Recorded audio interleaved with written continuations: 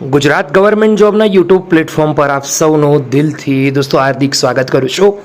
આજના વિડીયોમાં આગળ વધીશું એના પહેલાં હાલ જે મહત્ત્વપૂર્ણ અપડેટો આવી છે જેમાંની સૌથી મહત્ત્વપૂર્ણ અપડેટ છે ગુજરાત પંચાયત વિભાગ તરફથી એક મહત્ત્વપૂર્ણ જાહેરાત આવી છે ભરતી માટેની।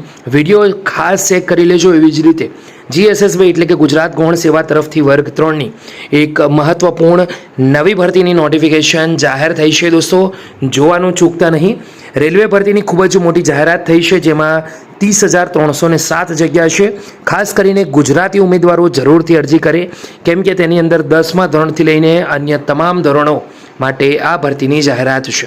શિક્ષક ભરતીની રાહ જોઈ રહેલા ઉમેદવારો માટે પણ ખૂબ જ મહત્વપૂર્ણ ગુડ ન્યૂઝ આવી છે। વિવિધ 8 ભરતીઓની પરીક્ષાની તારીખો જાહેર છે।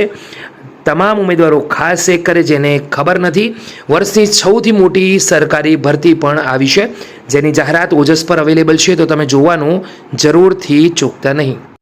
આગળ વધીશું મહત્વપૂર્ણ ભરતીની અપડેટ સાથે। વાત થઈ રહી છે દોસ્તો ગુજરાત હાઈકોર્ટની ટ્રાફિક નિયમન રસ્તાઓ મુદ્દે હાઈકોર્ટની 100 મોટો PILની સુનાવણી થઈ છે જેમાં મહત્વપૂર્ણ અપડેટ આવી છે। રાજ્યમાં 1,315 ટ્રાફિક કર્મચારીની ભરતી થશે એવું નક્કી કરાયું છે। સરકારે હાઈકોર્ટમાં આ બાબત અપડેટ જણાવી છે। નવી ભરતીમાં અમદાવાદને 200 જવાન ફાળવાશે, ક્યારે તે નક્કી નથી। ચલો ડિટેલમાં સમજીએ તો અમદાવાદ શહેરના ટ્રાફિક નિયમન, અકસ્માતો ઘટાડવા અને રસ્તાઓના ઇન્ફ્રાસ્ટ્રક્ચર મામલે ગુજરાત હાઈકોર્ટે દાખલ કરેલી 100 મોટો PILની સુનાવણીમાં સરકાર તરફથી અદાલતને જણાવાયું કે સ્ટેટ ટ્રાફિક બ્રાન્ચમાં કર્મચારીઓની અછતને લઈ આગામી સમયમાં 1,315થી પણ વધારે ટ્રાફિક કર્મચારીઓની જગ્યાઓ ઉપર સીધી ભરતીથી ભરવાની પ્રક્રિયા હાથ ધરાશે, જેમાંથી 200થી વધારે ટ્રાફિક જવાનો અમદાવાદને ફાળવવામાં આવશે। હાઈકોર્ટે સરકાર પક્ષને ટકોર કરી હતી કે વર્તમાન સમયમાં રાજ્યની વસ્તીના પ્રમાણમાં પોલીસની કેટલી જરૂરિયાત છે તે અંગે કોઈ સ્પષ્ટતા કરાઈ નથી। વળી ભવિષ્યની સ્થિતિ માટે પણ ચોક્કસ વિશ્લેષણ અને અભ્યાસ જરૂરી છે કે કેટલા ટ્રાફિક કર્મચારીઓ અને પોલીસ કર્મચારીઓની જરૂર છે અને ભવિષ્યમાં કેટલા કર્મચારીઓની જરૂર પડશે। હાઈકોર્ટે રાજ્યના ગૃહ વિભાગના સેક્રેટરીને આગામી સુનાવણી પ્રોગ્રેસ રિપોર્ટ રજૂ કરવા નિર્દેશ કરી કેસની વધુ સુનાવણી નવેમ્બર માસમાં રાખી હતી।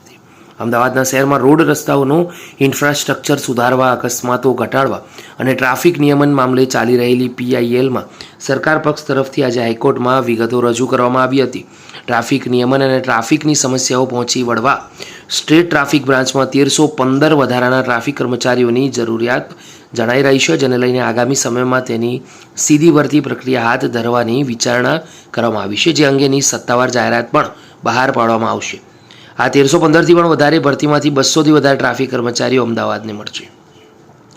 વધુમાં જણાવાયું કે પોલીસની જરૂરિયાત અને ભરતી મુદ્દે આગામી 15 વર્ષને ધ્યાનમાં રાખીને નિષ્ણાંતોની સલાહ પણ લેવાઈ રહી છે અને તે પ્રમાણે સમગ્ર આયોજન કરવાનું વિચારાયું છે। જો કે હાઈકોર્ટ સરકાર પક્ષને ટકોર કરી હતી કે હાલ કેટલા કર્મચારીઓ છે તે વસ્તીના પ્રમાણમાં આગામી સમયમાં કેટલા કર્મચારીઓની જરૂરિયાત રહેશે સહિતના મુદ્દે સ્પષ્ટ વિશ્લેષણ જરૂરી છે, તે સરકારે તે બાબત ધ્યાનમાં લેવાની છે।